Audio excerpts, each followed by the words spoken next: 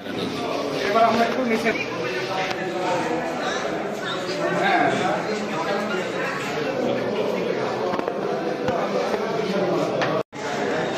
একটু কাছে গেলাম। হ্যাঁ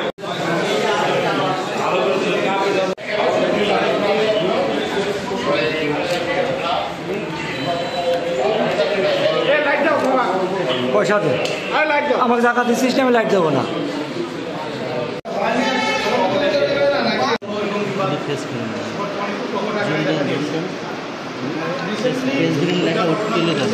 মে মাসের 22 তারিখে এবং জুন মাসের 5 তারিখে অস্ত্রের প্রদর্শনী হয়েছে, গোলাগুলি হয়েছে।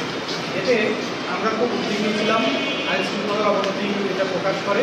আমরা এই বিষয়টি নিয়ে খুব সিরিয়াসলি চিন্তাভাবনা করি। দুটো ঘটনায় দুটো পৃথক মামলা হয়। সেই মামলা তদন্ত করছে বর্তমানে নৌ পুলিশ।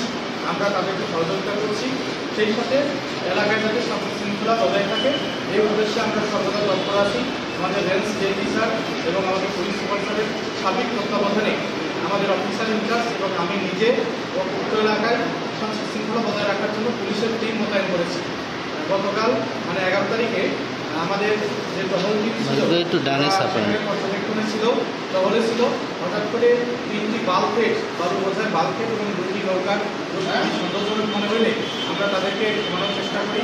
আমাদের টহল টিম তাদেরকে থামানোর চেষ্টা করে জিজ্ঞাসাবাদ করার জন্য, কিন্তু তারা পুলিশকে অ্যাভয়েড করে দ্রুত গতিতে তাদের যানগুলো দ্রুত গতিতে সরিয়ে নেওয়ার চেষ্টা করে। তখন আমাদের মধ্যে আমরা সন্দেহ খবর হয়, আমরা স্পিড বোট ব্যবহার করি, তাদের গতিরোধ করি, করে তাদের মধ্যে থেকে 6 জনকে গ্রেপ্তার করতে সক্ষম হই এবং তাদের নৌকা এবং বাল্ককে পরীক্ষা করে আমরা 2টা যান থেকে 2টা অস্ত্র পাই। একটা 1 শুটার গান 4 রাউন্ড গুলি সহ এবং একটি রিভলভার, সেটাতেও 4 রাউন্ড গুলি ছিল।